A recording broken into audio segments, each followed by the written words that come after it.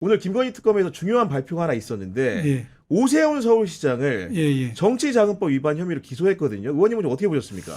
지금 이 부분에 대해서 저희들이 행안위 이 국감장에서도 질의했지만은 명태균 씨하고 이제 오세훈 씨하고 진술이 완전히 엇갈리지 않습니까? 엇갈린 상황이죠. 엇갈려요.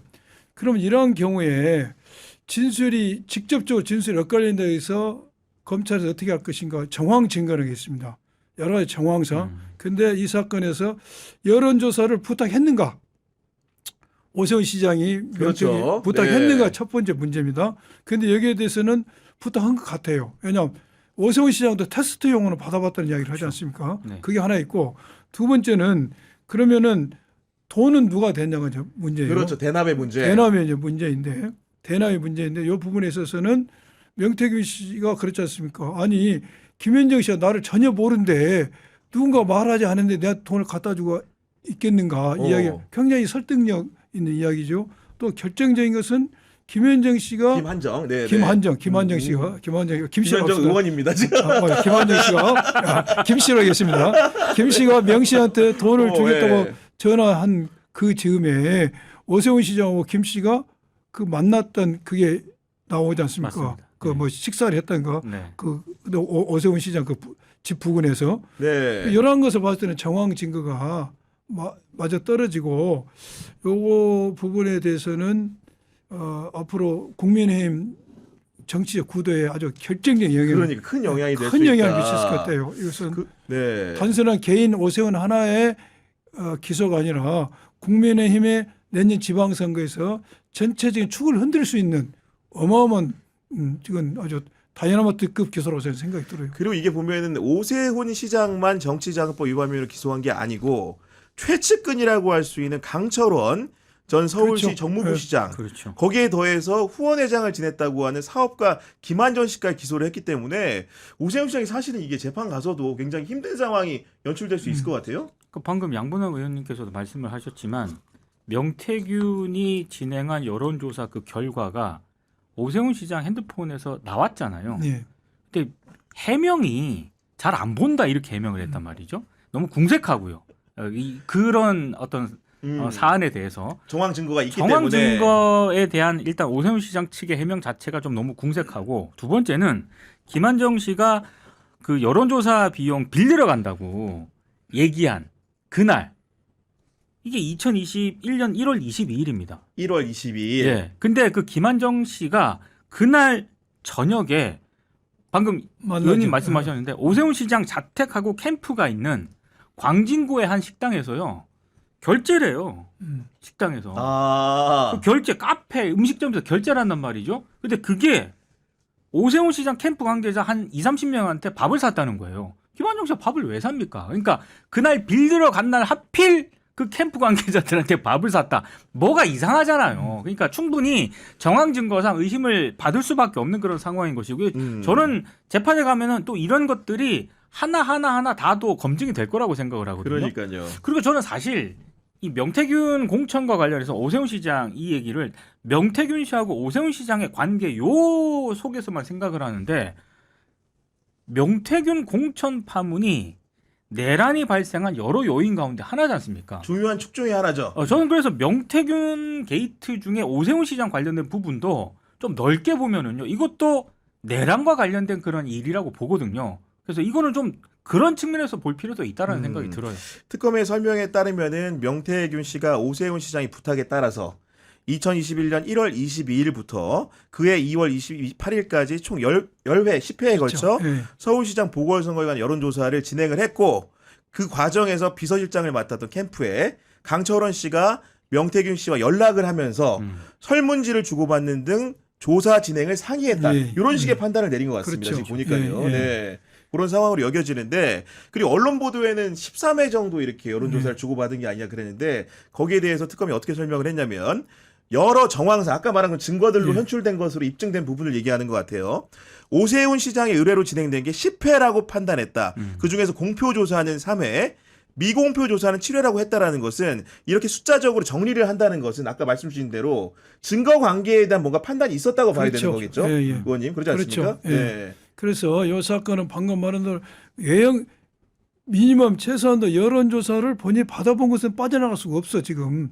휴대폰으로 그렇죠. 들어왔고 네. 또 본인도 뭐 테스트용 몇 번 봤다고 이야기하고 있고 또 강 씨가 네. 일단 실행을 위해서 서로 주고받은 거 나왔는데 가장 정점 있는 돈을 김 씨가 준 거 맞는데 김 씨가 오 씨 부탁을 받았냐 안 받았냐 이 문제인데 그 부분에 대한 문제인데 요 부분의 문제인데 특검 입장에서는 그렇다고 해서 김 씨가 오 씨의 부탁을 받았다는 말을 안 했다 해서 이 부분을 기소 안 하냐 안 할 수 없는 것이죠. 증거 정황상 그러지 않습니까? 그러니까요. 네. 네. 그래서 아마도 21년 2월 1일부터 그해 3월 26일까지 5회에 걸쳐서 여론조사 비용 명목으로 전냈다는 돈이 김한정 씨가 그 명태균 씨에게 3,300만 원 특정을 하였다. 이게 그렇죠. 바로 특검의 맞습니다. 기소 요지인 것 같습니다. 그래서 아마 특검팀이 공소 유지에도 만전을 기하겠다라고 얘기를 했기 때문에 이거는 이제 오세훈 시장은 뭐 이준석, 한동훈, 연대설도 나오고 별 얘기가 다 나오긴 했습니다만 요게 이제 재판이 진행되면은 글쎄요 앞으로 서울시장을 하려는 여기에 영향을 좀 미칠 수밖에 없죠. 치명적이죠. 치명적이죠. 예. 치명적이고 이제 돈 문제 재판이 되면 돈 문제를 엄청 이제 그렇죠. 다투게 될 건데 음. 아니 김 씨가 어떻게 돈을 줘야 된다는 이유를 돈을 줄 상황인지를 알고 왜 돈을 주겠습니까? 하필이면, 네. 하필이면은 그래서 이 부분은 제가 볼 때는 무죄 나기는 어려 유죄 날 겁니다. 아, 유죄 가능성이 높다. 유죄 가능성이 높아요. 네. 유죄 가능성이 높고 이 부분은 이미 오세훈 시장은 총을 맞은 거예요 이제.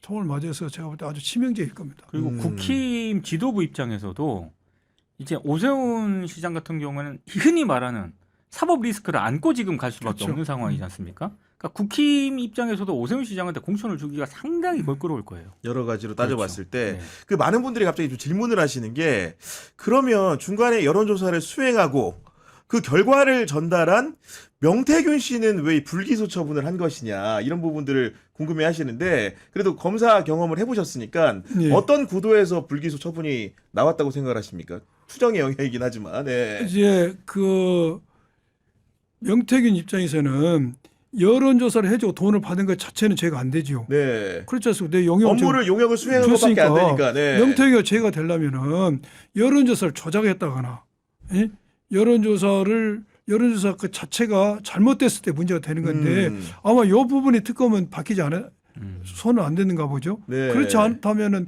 단순히 여론조사에서 돈 받은 거 갖고 처벌할 수는 없는 것이죠. 그리고 일을 수행한 사람이 불구하기 그렇죠. 때문에 예. 그럼 결국은 이제 그 김한정 씨가 오세훈과 강철원 씨를 공범관계로 봤을 때는 예. 그 사람한테 금전적 기여를 했기 때문에 그렇죠. 김한정을 삼자하는 기소를 하는 거지만 그렇죠. 명태균 씨는 그 사이에서 그냥 단순 예. 조사 그렇죠. 역할만 했다고 예, 한다면은 처벌 가능성이 낮아진다는 낮아진다 거죠. 이거죠. 네. 예. 구체적인 것은 우리가 이제 수사 내용을 네.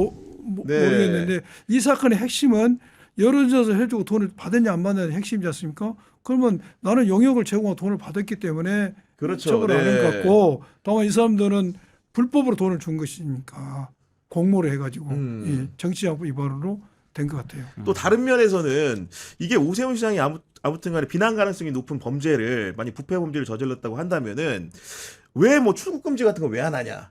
예를 들면 다른 피의자처럼 구속영장 청구는 왜 안 하냐 이렇게 물어보시는 분들도 있거든요. 물론 그러겠죠. 네. 그런데 이 사안은 오세훈이를 출국 금지할 만한 현실적 필요성은 매우 적었겠죠. 그렇죠. 서울시정을 운영하고 있기 때문에 서울시정 운영하고 있기 그러고 네. 이제 구속영장 청구할 때는 사안도 보지 않습니까? 근데 어떤 돈의 금액을 봤을 때 과연 그것이 구속까지 할 사안은 아니라고 수사팀이 판단했다는 정치자금법의 기준상으로 그렇죠. 네. 3,300인데 그러니까요. 네. 그렇지 않습니까? 저도 안 그래도 예전에 그 검찰 출입할 때 보면은 정치자금법에는 구속영장 기준이 좀 액수가 있죠. 높았던 것 같아요. 높았어요. 예, 네, 이보다는 많이 높았던 것 같아요. 기억에. 예, 내물과는 좀 틀려서. 그러니까요. 예. 예. 그런 부분들이 가만히 된 게 아닌가 싶은데 어쨌든 간에 이 서울시장 선거 구도의 흔들림으로 인해서 민주당 같은 경우에 지금 후보를 여러 가지로 지금 아직 경선 단계는 아니기 때문에 논의 중인데 그런데도 영향을 좀 주게 될 것 같아요. 아, 그럼요. 워낙 지금 일단 저는 이거는 항상 변수라고 생각을 하긴 했습니다만 오세훈 시장이 여론조사를 보면은 제 기준으로 봤을 때 생각보다 높게 나왔거든요. 근데 어떤 식으로도 이게 여론조사에도 반영이 될 수밖에 없는 것이고 그러면 네 민주당도 이제 서울시장 경선 구도에 이제 불이 좀 오히려 더 치열해질 가능성이 높다. 치열해질 가능성이 평론가님 높은 보시기에는 거죠. 네. 그런 구도일 것 같고. 그렇죠. 네. 이제 지금까지는 사실 민주당의 예비 후보로 뭐 어떤 이렇게 거명되신 분들의 지지율이 오세훈하고 턱없이 차이가 났지 않습니까? 그렇습니다. 네, 네. 턱없이 차이가 났기 때문에 민주당 입장에서는 뭔가 좀 방사방사하지 힘이 생겨가지고 누구를 미는데 턱없이 차이가 났는데 이번 일로 해서 오세훈의 지지율이 이제 떨어지면 민주당에서도 뭔가 힘이 생기죠. 그렇습니다. 네, 네. 그리고 지금 이제 이 김건희 특검에서 오세훈 시장을 기소한 것이고 그 조은석 특검이라든가 뭐 이명현 특검, 최혜병 특검, 내란 특검인데 수사 모두 이제 막바지에 이르렀고 최혜병 특검이 이미 끝났죠. 그런 네. 상황인 건데 지금 다시 이제 불을 붙는 게 김건희와 관련된 여죄가 너무 많고 그렇죠. 최근에는 내란 특검과 김건희 특검이 경계선 사이에 있는 것 같은 일들, 예. 박성재 법무부 장관을 위시한 일들이 있다 보니까 이게 이 정도만 특검에서 되겠느냐, 뭔가 종합적으로 모아서 한 번 더 예. 해야 되지 않겠느냐 이런 의견이 좀 나오는 것 같습니다, 의원님. 그렇죠. 지금 최혜병 특검은 끝났고 내란 특검과 김건희 특검이 남아 있는데 사실 최혜병 특검도 윤석열이가 경로했다. 그래서 차차차차 이리 사달이 났다까지 입증했는데 그 네. 윤석열이가 왜 경로했는가? 누구 부탁을 받았는가는 지금 그렇습니다. 규명이 지금 안 돼버린 상태지 않습니까? 김건희 부탁을 받은 것인지 뭐 누구 부탁 이거 규명이 안 된 상태에서 끝나서 약간 미안해 좀 아쉬운 점이 있죠. 어찌됐든 그러나 최혜병 특검은 당초 타겟팅했던 부분이 이제 어느 정도 정리가 된 건데 김건희 특검과 내란 특검은 너무나 할 일이 많아요. 그러니까 한두 가지가 아니야 지금 보니까. 네. 도원 일모야. 도원 일모. 저 갈 길을 못해 날이 저물어버렸어요 지금. 그래서 내란 특검 같은 경우에는 지금 정점에 있는 검찰이 내란에 관여했냐. 맞아요. 못 밝혔죠. 이 부분이 굉장히 중요한데 맞습니다. 이 부분에 손을 못 대고 있지 않습니까? 검찰의 관여 부분, 대통령실은 어떻게 관여됐는지 이 부분도 정확히 관여를 파악 못하고 있고 김건희 특검은 그냥 너무나 이 전이 많아가지고 그러니까 예, 이게 지금 정리를 못하고 있어서 제가 네. 볼 때 이 부분을 여기서 수습을 한다면은 그야말로 이거 죽도 밥도 안 될 겁니다. 그럼 이게 수습이 되면은 특검법에서 사건이 국가수사본부로 넘어가게 돼 있는데 넘어가죠. 국가수사본부에서 제대로 수사를 할 능력이 있냐, 의지가 있냐도 중요하고 중요한 것은 그러한 능력과 의지가 있다 할지라도 마지막 관문은 검사를 통과해야 돼요. 그렇죠. 영장을 어차피. 하면. 예. 그러면 검찰이 지금 이 수사에 우호적일까? 절대 그렇지 않다고 생각합니다. 그래서 저는 요원한 내란 특검과 김건희 특검에 대해서는 새로운 법을 만드는 것보다는 그 수사 기관에 관한 규정이 있잖아요. 네네. 이걸 개정만 하면 돼요. 아, 기간 개정만 하면 되는 겁니까? 그렇죠. 기관 개정하면 네. 되죠. 그 기관을 개정해서 다시 법을 통과시키고 그 개정을 해서 좀 여유를 가지고 수사기관을 잡는 것. 아. 이게 낫지 않을까 생각이 들어요. 사실 오늘 조선일보가 사설을 그런 취지로 썼더라고요. 민주당 5년 내내 특검할 거냐? 저는 5년 내내 특검해야 된다라고 봅니다. 왜냐하면 이게 내란이잖아요.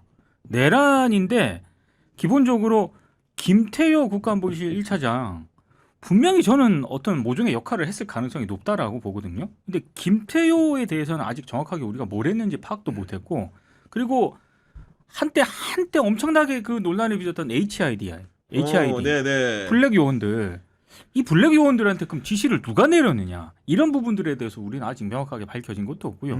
그리고 정보사 몽골 그 부분에 대해서도 좀 명확하게 좀 규명할 필요가 있는 것 같고 네. 그러니까 그런 것들을 생각하면 아직도 규명해야 될 게 굉장히 많고요. 그리고 김건희 특검과 관련해서는 양평고속도로 원희룡 전 국토부 장관 아직 조사도 안 했잖아요. 그런 등등을 고려했을 때 저는 특검을 계속 갈 수밖에 없다. 지금 검사라든가 이런 쪽에서는 이 사건을 못해요. 아니 근데 사람들이 궁금해하는 게 2차 종합특검을 한다는 정청래 대표의 말에 의거하면 그 양태라는 게 아까 말씀 주신 것처럼 개별 특검법들을 다 기간을 연장해서 그대로 하라고 하는 방법도 있고 말만 들어서 종합특검이라고 하니까 뭔가 해처모해를 다시 하는 법안을 또 만들다는 얘기인 것 같기도 한데 아직 그 상은 아직 정확히 기려진 게 없는 거죠. 아직 없는데 네. 저 개인적으로는 다 해처모해서 다시 법을 만드는 것보다는 어떤 입법 절차에 있어서도 두 특검에 대해서 최혜병 특검 그렇죠. 두 네. 특검에 대해서 그 기간의 문제를 개정하는 게 편하고 또한 사실상 특검을 구성하는 자체가 쉽지 않아요. 그렇죠. 지금 이거 또 해체해버리면은 맞습니다. 해체해버리면은 다시 특검을 인선을 해야 됩니다. 그 상당히 기간이 걸려요. 특검과 특검부를 인선을 하고 또 파견 검사를 받는 것 자체가 그 자체가 몇십일 걸리기 때문에 수요가 매개 끊어져 버리죠. 그렇죠. 네. 무슨 말씀인지 10분 이해가 갑니다. 그 이번에 민주당 지도부가 3대 특검 미진한 부분을 밝히기 위해 가지고 여죄를 밝히기 위해서 2차 종합 특검을 해야 된다고 했는데 여기에 대해서 찬반을 좀 물었는데요. 지금 2,000명 넘게 투표해 주셨는데 응답자의 97%가 찬성한다. 3%가 반대한다는 입장 밝혔다는 얘기 전하면서 오늘 방송 마무리하도록 하겠습니다.